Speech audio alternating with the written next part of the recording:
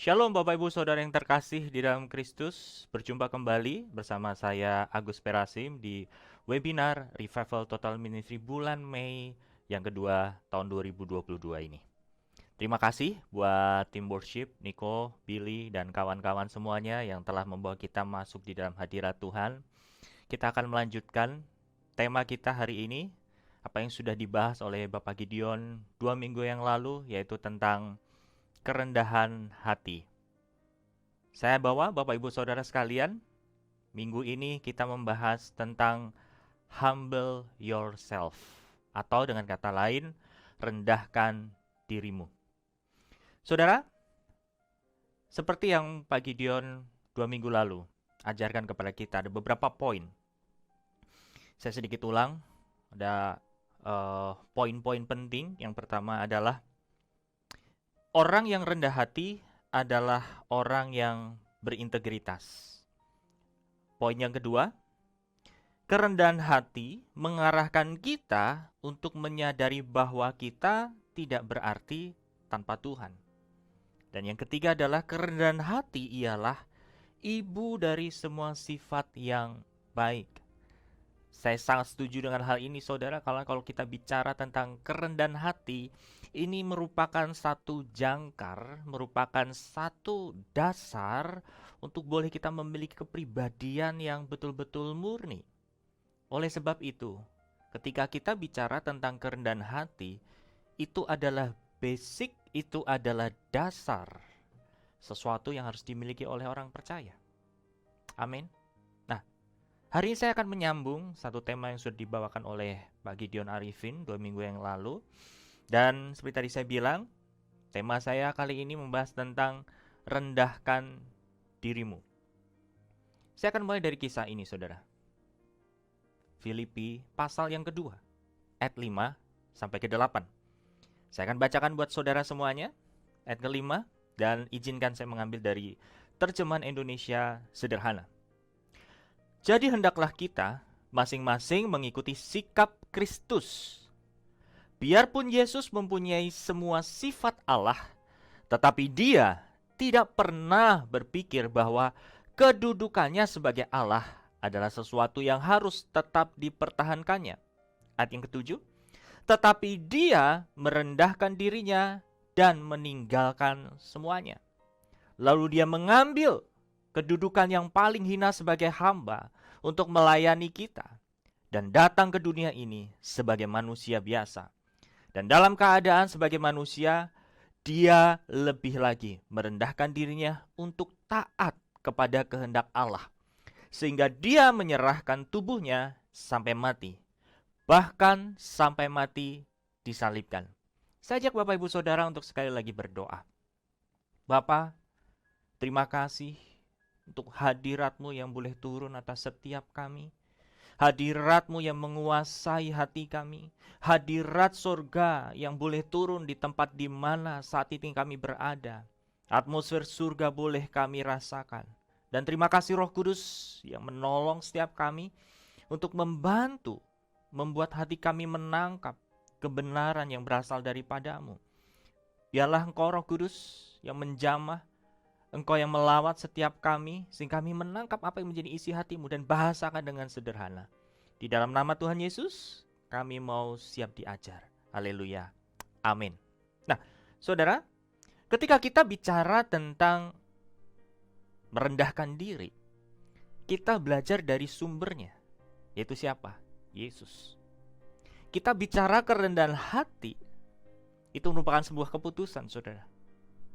Dan bayangkan di sini yang merendahkan diri itu adalah Yesus yang memiliki satu kedudukan yang tinggi, saudara.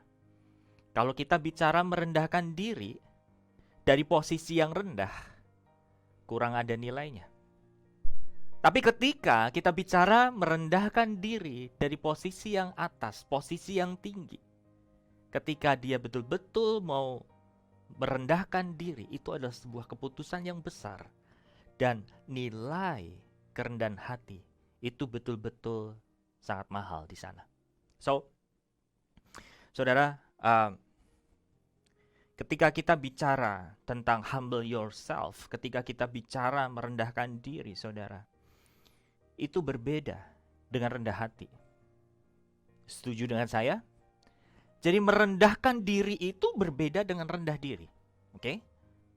Karena merendahkan diri adalah satu keputusan kita untuk mengambil posisi yang lebih rendah. Kalau rendah diri, ada rasa kurang percaya diri. Nah, ketika kita bicara tentang rendah diri, saudara, ada dua akar sebetulnya ada di sana.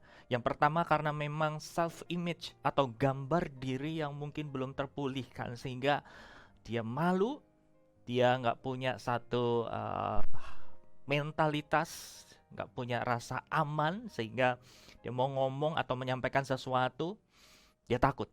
Atau akar yang kedua, yang sebetulnya rendah diri itu satu kesombongan. Bagaimana bisa rendah diri itu satu kesombongan? Karena gini saudara, ketika seseorang nggak yakin, ketika seseorang sebenarnya memiliki satu potensi dan pada akhirnya dia tidak mengeluarkan potensinya itu dengan alasan malu. Sebetulnya di dalam dirinya ada satu komparasi. Ada satu standar yang tinggi. Nanti kalau saya menyampaikan seperti ini, betul nggak ekspektasi orang terhadap saya seperti apa yang saya mau?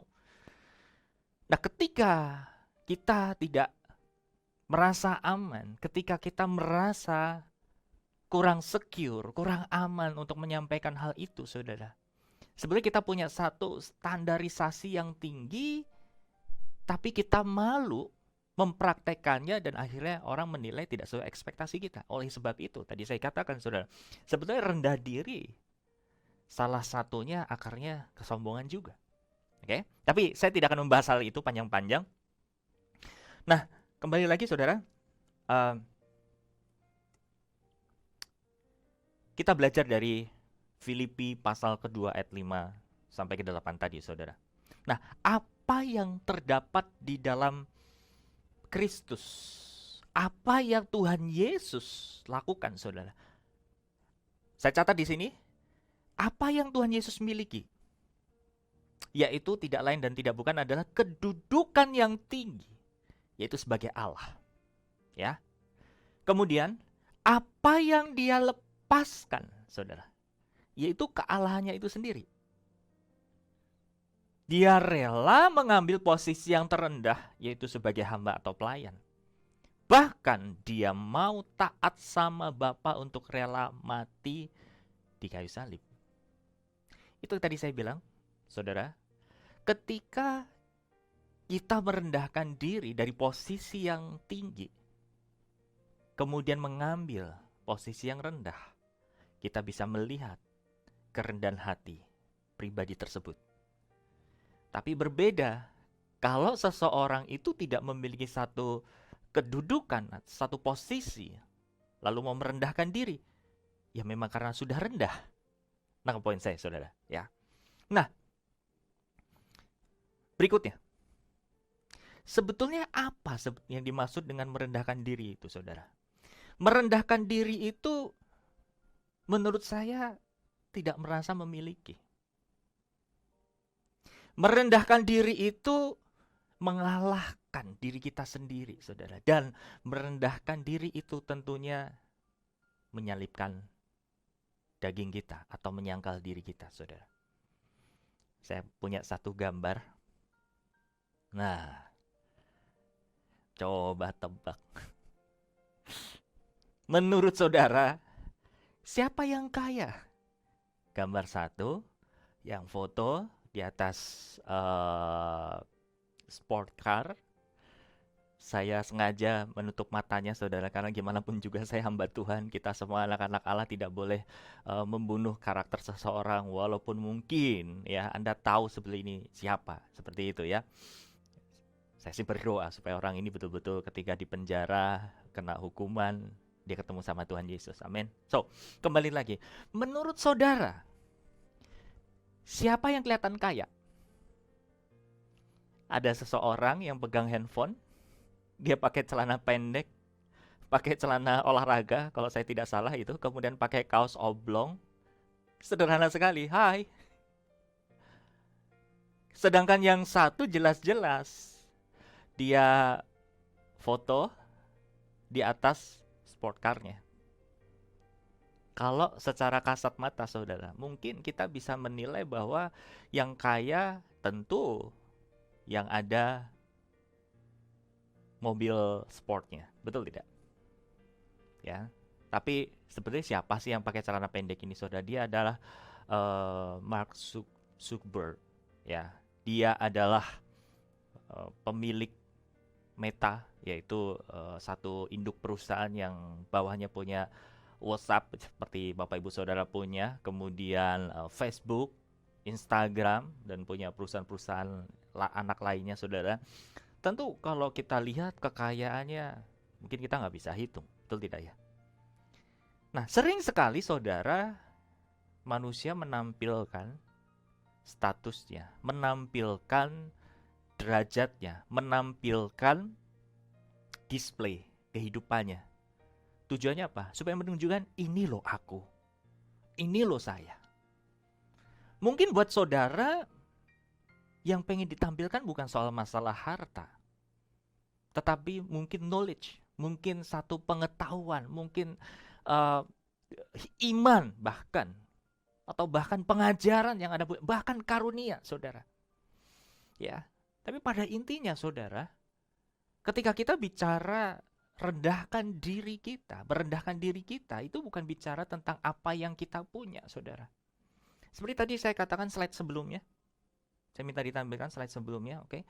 Nah, merendahkan diri itu tidak merasa memiliki. Merendahkan diri itu sebenarnya mengalahkan diri sendiri, saudara. Kenapa dikatakan mengalahkan diri sendiri? Karena ketika kita pengen show off, ketika kita pengen menunjukkan siapa diri kita, kerendahan hati kita berbicara untuk tahan.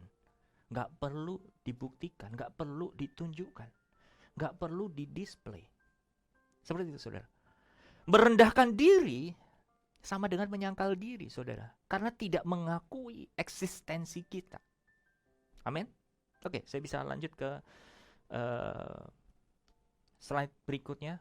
Artinya saudara di sini, kerendahan hati perlu dibangun, sedangkan merendahkan diri adalah sebuah keputusan.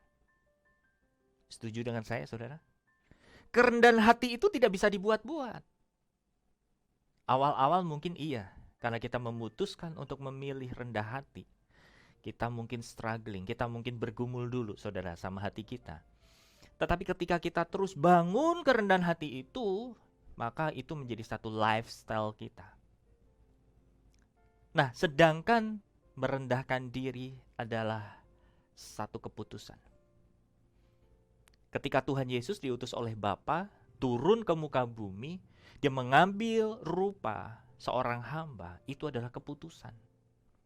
Sebetulnya dia bisa menolak, nggak jelas, mau. Tapi karena dia taat sama bapaknya, dia melepaskan itu, saudara. Saya ada satu kisah, yang mana kisah ini terinspirasi sama seseorang yang tidak jauh dari hidup saya. Tapi mohon maaf, saya tidak sebutkan namanya. Tapi Tuhan tempatkan saya ada di sana supaya saya belajar apa sih itu kerendahan hati, apa sih itu yang namanya merendahkan diri itu seperti apa sih. Nah, seorang ini saudara, saya lihat dia punya kemampuan. Saya melihat orang ini bijak. Orang ini punya satu pencapaian yang sebetulnya luar biasa. Dan bahkan kalau secara materi gak bisa diomong lagi. Tapi Tuhan izinkan saya melihat pribadi ini saudara betul-betul humble. Kalau orang ini bepergian, dia tidak manja. Dia nggak perlu melulu memakai mobil pribadinya. Dan sebetulnya, kalau menurut pandangan saya saudara, bisa aja orang ini untuk sewa driver, dia membayar driver buat mengantar ke sana kemari, tapi tidak lakukan itu. Ketika dia harus pergi ke satu tempat, ke tempat yang lain saudara, tidak manja juga. Kalau memang harus naik angkot Kalau memang harus jalan kaki, bisa ditempuh dengan jalan kaki, ada angkot yang melewati jalan itu, ya udah. Itu yang dia pakai, saudara. Itu yang dia lakukan, saudara. Saya belajar banyak dari kejadian ini yang mana, wow, saya dulu sebelum merit nih ceritanya. Jadi hamba Tuhan yang masih pakai, saya tidak menyalahkan Anda memakai satu fashion, satu pakaian yang resmi begitu ya. Tapi saya tidak bicara tentang hal itu. Nah, di waktu-waktu saya awal-awal melayani full timer, fashion saya itu betul-betul kelihatan hamba Tuhan yang pakai kemana-mana pakai kemeja, terus dimasukkan ke mejanya, kemudian pakai semi jas seperti itu, saudara. Dan setiap kali diundang untuk pelayan ke satu tempat atau ke tempat lain, saudara, saya manja. Saya naik taksi, dan di sana satu momen saya tuh ditegur sama, waktu itu saya belum married ya, masih sama pasangan hidup saya yang sekarang menjadi istri saya. Kamu mau ke tempat sana naik apa? Naik taksi. Kenapa nggak naik Metro Mini? Zaman itu masih ada Metro Mini, saudara. Kenapa nggak naik Metro Mini? Kenapa nggak naik Mikrolet? Kenapa nggak naik bajai? Kenapa nggak naik ojek? Pikir saya gini, lah saya mau melayani. Saya nggak mau nanti gerah. Saya di taksi nanti saya bisa merenung, saya bisa ngobrol, saya bisa doa mungkin, seperti itu. Maksud saya gitu, saudara. Tapi ketika saya dikritik seperti itu, jujur kesinggung nggak? Pasti, saudara. Why? Kenapa? Tuhan sediakan kok uangnya. Tuhan siapkan. Nggak utang, enggak. Tapi pada saat saya mendapat kritikan seperti itu, saudara, saya panas hati, saya tidak terima. Why? Kenapa harus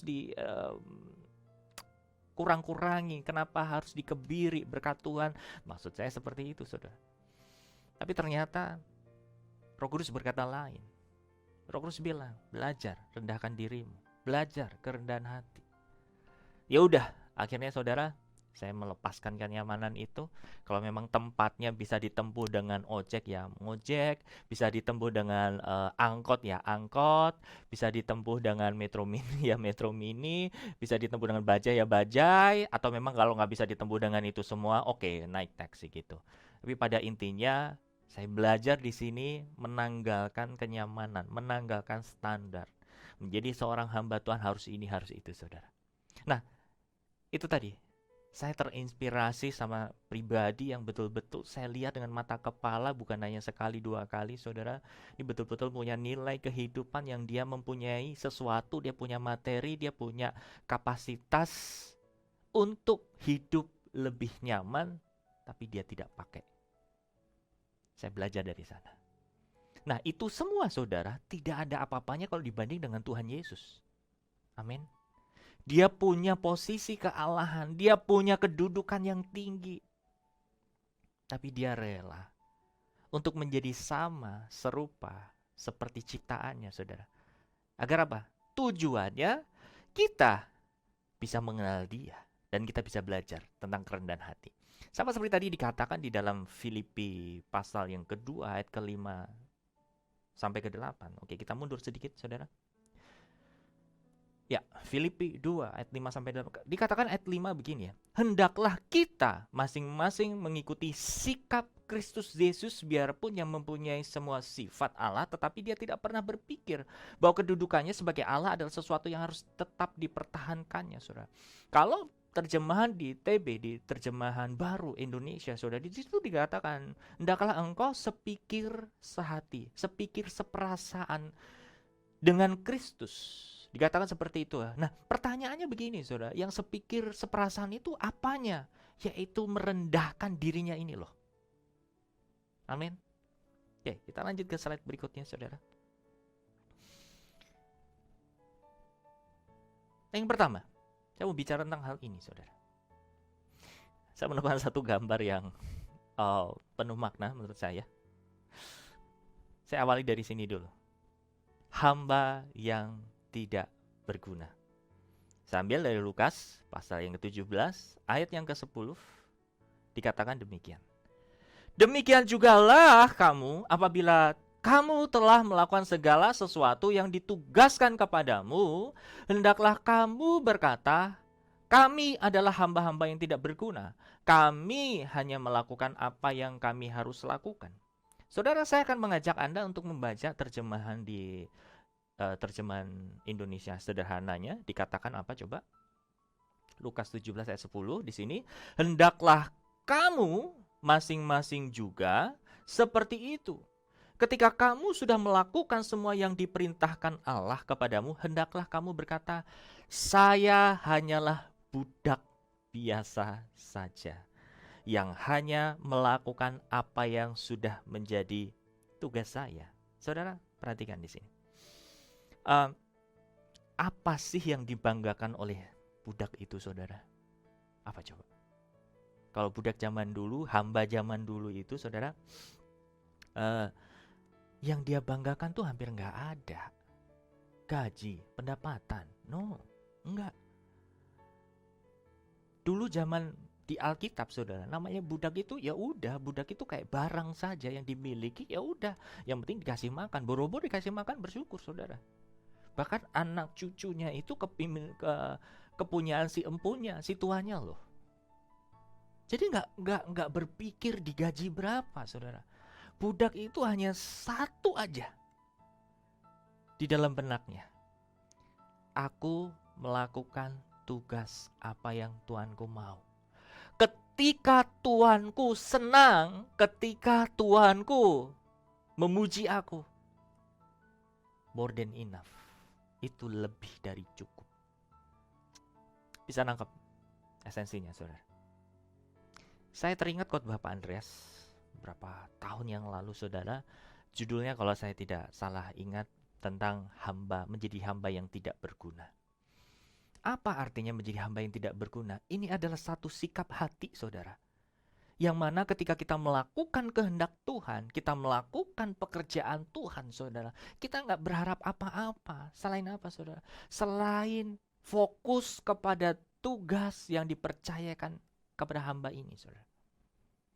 Nangkep poinnya?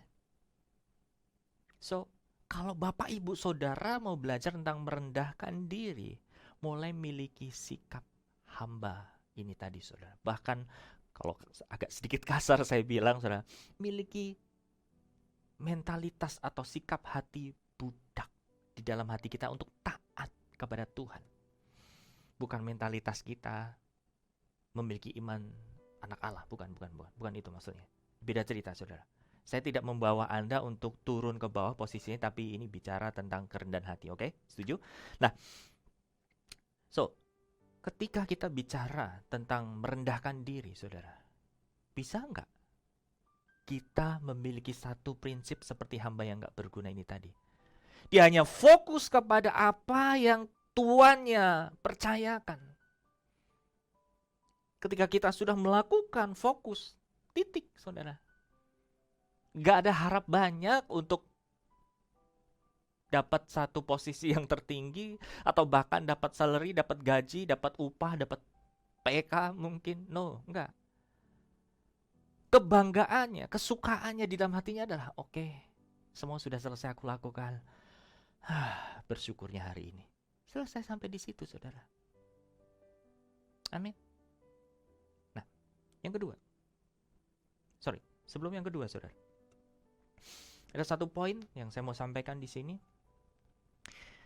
Kalau saja hati kita menyadari posisi kita sudah di bawah, maka kita tidak akan merasa dijatuhkan atau diinjak. Siapa yang setuju dengan saya? Ya. Kalau kita belajar tentang hati humbleness, kita belajar hati seorang hamba, seorang budak ini, saudara, posisinya kan udah di bawah. Mau dijatuhin kemana lagi? Betul tidak? Kalau posisinya diinjak, saudara, ya memang posisinya udah di bawah. Kalau sudah di bawah, mau dijatuhin kemana lagi? Halo? Amin, saudara. Jadi kalau Anda menyadari hati seorang pelayan memiliki hati seorang hamba yang gak berguna ini, ya udah, kalau mau diinjek jadiin keset, atau mungkin kita terus-terusan kena, terus-terusan diomongin, terus-terusan digunjingin mungkin saudara. Karena memang ya kita udah di bawah. Kalau Anda merasa Anda dijatuhin, Anda merasa disikut, Anda merasa dibuang saudara, berarti kita mempertahankan satu posisi kita sebetulnya. Amin. Nah, saya ajak Bapak Ibu Saudara membaca ayat ini dulu di 2 Korintus pasal yang ke-6 ya, ayat 8 sampai 10 lagi. Izinkan beberapa ayat yang saya bacakan buat saudara semua. Saya sengaja mengambil banyak terjemahan Indonesia sederhana ya, karena banyak hal detail di sana saya temukan. Ayat 8 dikatakan gini.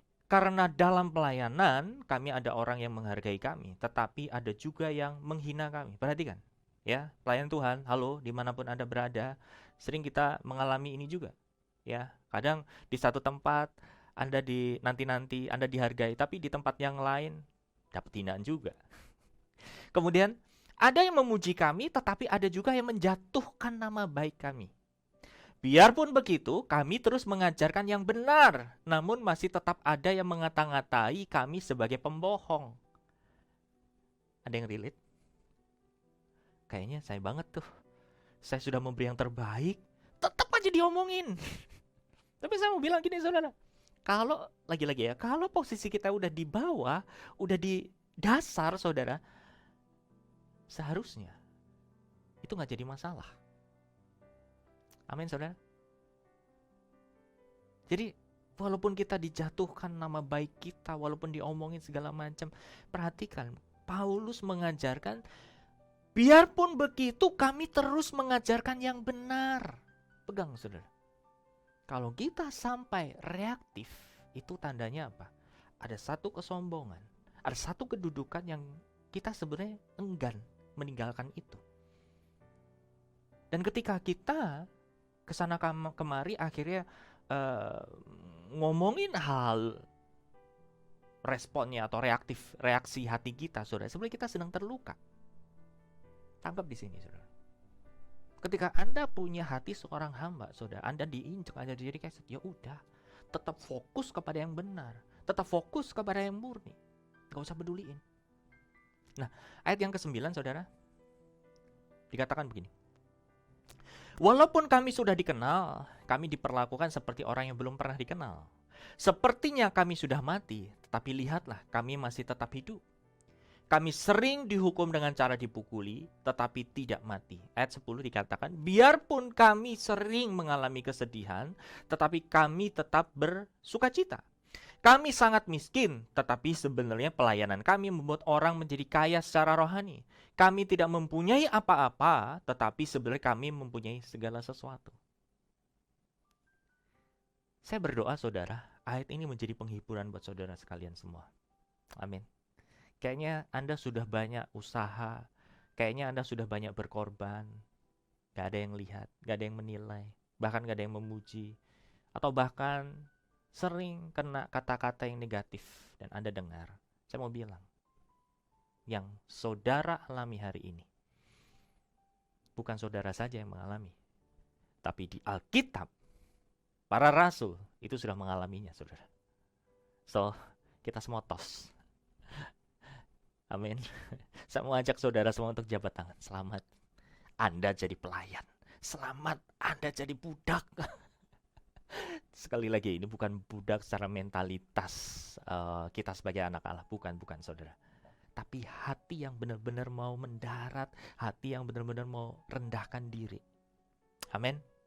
Nah, poin pertama itu. Poin kedua saudara, saya mau ajak membahas tentang ini.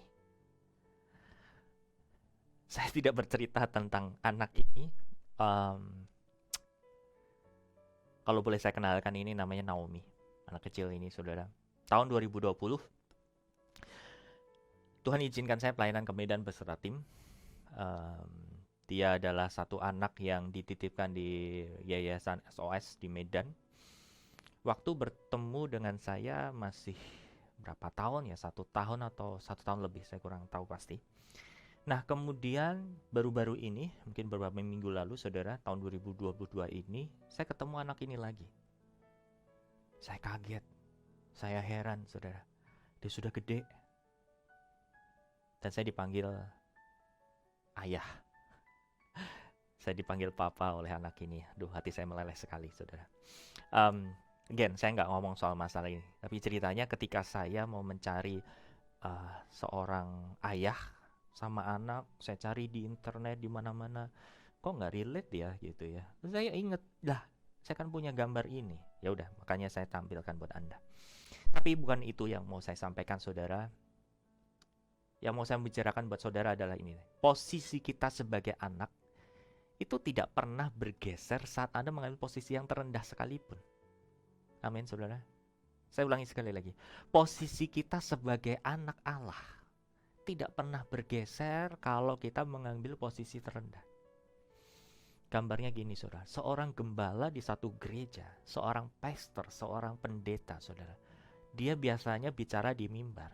Kalau dia pada akhirnya satu ibadah, satu waktu, satu minggu tertentu, dia akhirnya turun menjadi usher, saudara. Jabatan sebagai gembala, jabatan sebagai pastor hilang nggak, saudara? Nggak pernah. Itu tetap melekat. Nangkap poinnya di sini, saudara. Itulah bicara tentang merendahkan diri. Merendahkan diri itu adalah sebuah keputusan karena kita memiliki posisi, kita mungkin memiliki satu jabatan, kita mungkin memiliki pengaruh yang besar, tapi kita tidak terlalu peduli dengan hal itu, saudara. Ya, ketika kita memiliki kerendahan hati, saudara, kita rela mengambil posisi-posisi yang rendah. Dan ketika saudara dibawa naik sama Tuhan, jangan lupa harus memiliki kerendahan hati tersebut. Supaya apa? Anda bisa merendahkan diri, saudara. Tujuannya apa? Supaya Tuhan dapat dikenal. Tujuan kita merendahkan diri itu supaya apa sih? Supaya orang yang belum mengenal Injil, supaya orang yang belum mengenal Tuhan secara pribadi, dia dapat menerima kita, saudara. Sering sekali, saudara, banyak orang-orang di luar sana kecewa sama orang-orang percaya loh. Bahkan pelayan-pelayan Tuhan. Atau bahkan Anda sebagai salah satu anggota keluarga yang mungkin dilihat rohani, tapi keluarganya nggak respect sama saudara. Kenapa? Sometimes atau terkadang, saudara, apa yang kita sampaikan, meskipun itu firman, saudara, firmannya nggak salah. Tapi kadang atau bahkan sering yang salah adalah momennya, waktunya, caranya yang tidak tepat. Ya. Jadi kesalahannya bukan di Injilnya, saudara. Kesalahannya bukan di firmannya, saudara. Kesalahannya bukan di hikmat Tuhannya, saudara. Bahkan yang salah bukan di pesan Tuhannya, saudara. Jadi terkadang kitanya yang tidak bisa membawa pesan Tuhan itu dengan merendahkan diri. Sehingga mungkin dibilang sesat. Mungkin dibilang sok rohani. Mungkin dibilang, kamu terlalu holy, kamu terlalu kudus. Itu membuat jarak buat jiwa-jiwa yang lain. Dan itu sangat disayangkan, saudara. Makanya saya bilang semua Bapak Ibu Saudara di sini, yuk kita harus bangkit, saudara. Jangan bangga dicap sesat. Kalau sampai Anda sudah murni, tulus, melayani buat Tuhan, melayani buat jiwa-jiwa, tapi tetap ditembakin pakai itu, nggak bener nih pelayan nabi palsu nih, pengajaran sesat nih, apapun itu, saudara, sok rohani itu segala macam, ya udah. Tapi satu sisi yang lain, saudara, kita juga harus belajar dengan kerendahan hati kita supaya apa? Kita juga butuh merendahkan diri. Supaya sama seperti Tuhan Yesus, dia harus menjadi manusia. Dia harus menyamar. Dia harus melepaskan apa yang dia punya, saudara. Supaya apa? Kita bisa lebih dekat kepada dia. Samakan, saudara. Ketika Bapak Ibu Saudara memilih merendahkan diri, Anda sebenarnya sedang membawa gerbang buat orang itu untuk mengenal Tuhan. Amin. Jadi kalau ketemu sama orang-orang yang mungkin imannya belum selevel atau bahkan menurut Anda baru banget gitu ya, ya udah, ajari dasar-dasar kekristenan. Mungkin kalau dia masih merasa dirinya nggak layak segala macam, jangan dipaksakan. Kita tuh anak Allah, kita tuh punya kuasa, kita punya otoritas, kita bisa mengubah segala sesuatu. Itu semua betul, saudara. Tapi yang dia butuhkan saat itu mungkin bukan itu.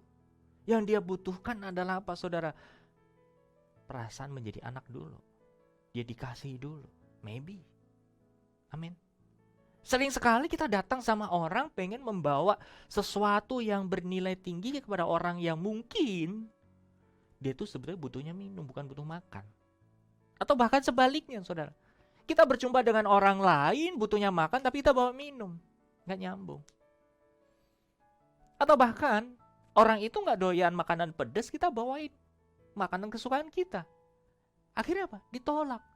Nanti kalau udah ditolak, kita dicap, sesat, segala macam, kitanya terluka. Atau bahkan tanda petik kita bisa bangga, yes, aku ditolak.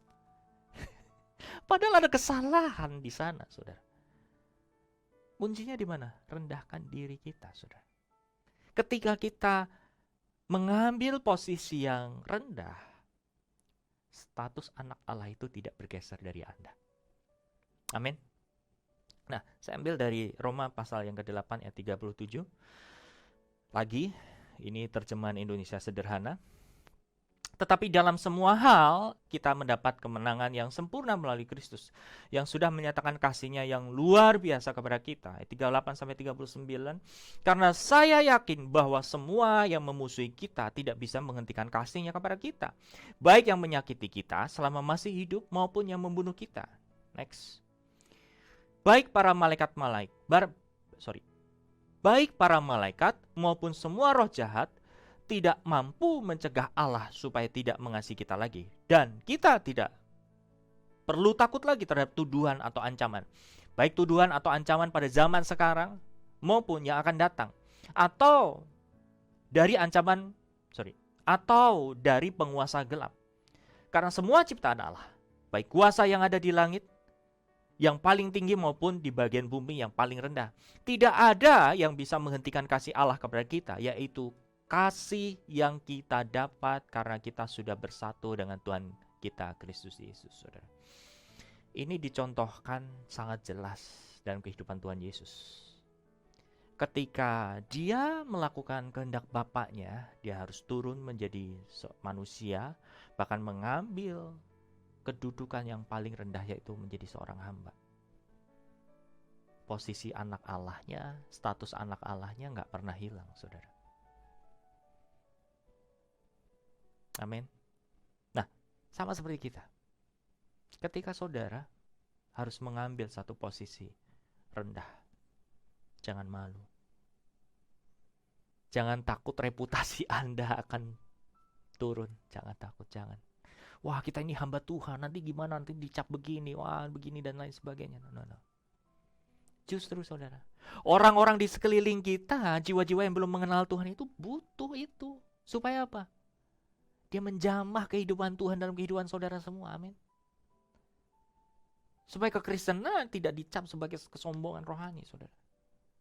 Tapi kekristenan betul-betul menjadi gerbang surga buat jiwa-jiwa yang membutuhkan. Amin. Nah, poin yang ketiga yang mau saya sampaikan adalah ini, saudara. Keledai Tuhan Yesus. Saya ambil dari kitab Injil Matius pasal 21 ayat yang ke-7, kali ini versi terjemahan baru ya. Mereka membawa keledai betina itu bersama anaknya, lalu mengalasinya dengan pakaian mereka, dan Yesus pun naik ke atasnya. Ini adalah satu kisah, saudara, pada saat dimana Tuhan Yesus mau ke Yerusalem. Akhirnya Tuhan Yesus menemukan keledai, dan keledai itu ditunggangi. Ketika Tuhan Yesus mau memasuki Yerusalem, saudara, ya, orang-orang yang mengenal dia sebagai Mesias, dia sebagai juru selamat, dia naruh pakaian, dia naruh dahan palem sebagai satu penghormatan, saudara. Sebetulnya yang dihargai, sebetulnya yang sedang dihormati itu siapa? Tuhan Yesus atau keledai? Jelas Tuhan Yesus. Tapi karena Tuhan Yesus naik keledai itu, otomatis apa, saudara? Keledai itu dapat bagiannya. Amin. Makanya saya mau sih jadi keledainya Tuhan Yesus. Biarin yang dimuliakan itu Tuhan Yesus. Tapi kan Tuhan Yesus di atas kita. Naik atau di dalam hidup kita, bersatu dengan hidup kita. Ketika Tuhan Yesus dimuliakan, kita turut dapat bagiannya, saudara. Nah, pertanyaannya adalah, kenapa yang diambil contoh itu adalah keledai? Saya ambil satu gambar ini. Saya boleh cerita sedikit, saudara. Ini adalah satu keledai yang diambil di satu tempat namanya Santorini. Santorini itu ada di Oia, daerahnya. Dia di Greece, dia di Yunani. Beberapa waktu yang lalu Tuhan izinkan saya sama istri melihat ini, dan pada saat kami di sana itu benar-benar melihat banyak keledai ini yang dibawa oleh orang turun ke, ini kan tempatnya bukit-bukit gitu saudara ya, naik tinggi gitu. Nah, alat transportasinya satu tempat yang di atas sama yang di bawah atau dibawa ke atas itu ada dua, ada kereta gantung, tapi kereta gantung itu kan terbatas ya saudara. Terus ada keledai, itu banyak. Waktu kami jalan disalip tuh keledai ini. Ada beberapa saudara. Ternyata keledai itu dimanfaatkan, dipakai untuk mengangkut beban. Ya. Nah, saudara, ternyata di balik kisah keledai ini, keledai itu dilihat sesuatu yang lemah. Ya. Keledai itu terlihatnya kayaknya kayak, mohon maaf ya, bodoh gitu ya. Tapi justru itulah saudara. Ada satu catatan saya. Saya catat di sini saudara. Keledai itu terkesan lemah, tapi sebetulnya dia kuat. Ya, buktinya kalau Anda perhatikan di internet atau bahkan di Alkitab saudara, keledai itu dipakai untuk mengangkut beban yang berat-berat. Sama seperti di gambar ini saudara. Dan keledai itu nurut, taat. Disuruh apa-apa, iya aja gitu ya. Nah, itu melambangkan sebetulnya siapa saudara? Kita. Mau nggak saudara menjadi keledai, tanda petik loh ya, bukan binatang beneran. Keledainya Tuhan Yesus. Saya sih mau. Yang kelihatannya bebannya banyak, tapi kita kuat. Kita juga punya ketaatan. Saudara, kalau dibandingkan dengan kuda, kuda jauh lebih strong, kuda jauh lebih berotot, betul tidak ya? Tapi kuda tidak setaat keledai. Makanya di Alkitab saudara, kalau anda cari coba ya keledai gitu ya, banyak kisah, bahkan di dalam Bileam kisahnya itu tuh pakai keledai. Kenapa? Karena keledai itu gampang diarahkan, tapi dia juga strong saudara, dia juga kuat saudara. Itulah sebabnya kita harus belajar tentang merendahkan diri saudara. Artinya apa? Kita punya power besar, kita punya kuasa, kita punya otoritas, tapi nggak perlu disombongin. Kita punya hikmat yang jauh lebih tinggi, tapi kita nggak perlu show off.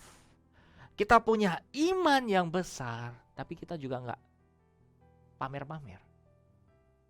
Kita punya karunia, bahkan segala karunia roh, tapi tidak memanfaatkan itu untuk keuntungan kita sendiri, saudara. Bisa nggak seperti itu? Amin. Nah, saya akan tutup dengan ayat ini, saudara. 1 Petrus pasal 5, ayat yang ke-6. Saya ambil dari Amplified Bible. Izinkan saya baca terjemahan Indonesianya langsung seperti ini. Karena itu, rendahkanlah dirimu di bawah tangan Tuhan yang kuat. Tanda kurung, singkirkan kesombongan. Supaya dia meninggikan ke tempat yang terhormat dalam pelayanannya pada waktu yang tepat. Saudara, kisah keledai itu menutup ibadah kita, webinar kita sore hari ini, saudara. Ketika kita memilih untuk rendahkan diri di hadapan Tuhan, dengan kerendahan hati yang kita bangun, kita mau memutuskan untuk merendahkan diri, kita sebenarnya sedang menyingkirkan kesombongan. Amin. Ketika kita rela melepaskan itu semua, saudara, Tuhan yang angkat kehidupan saudara semua untuk naik ke tempat yang Tuhan mau. Seperti keledai tadi, saudara.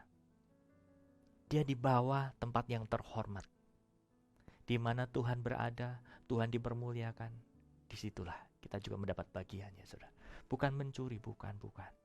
Tapi karena kita menyatu, kita menjadi bagian dari Tuhan sendiri, saudara. Maka apa yang Tuhan dapat, kita dapat. Amin, Bapak Ibu Saudara sekalian. So, saya ajak merenung kembali buat kita semuanya. Supaya pelajaran pada hari ini, firman pada hari ini, dapat berbicara banyak di dalam setiap hati saudara semuanya. Mulai mengambil keputusan mau rendahkan diri.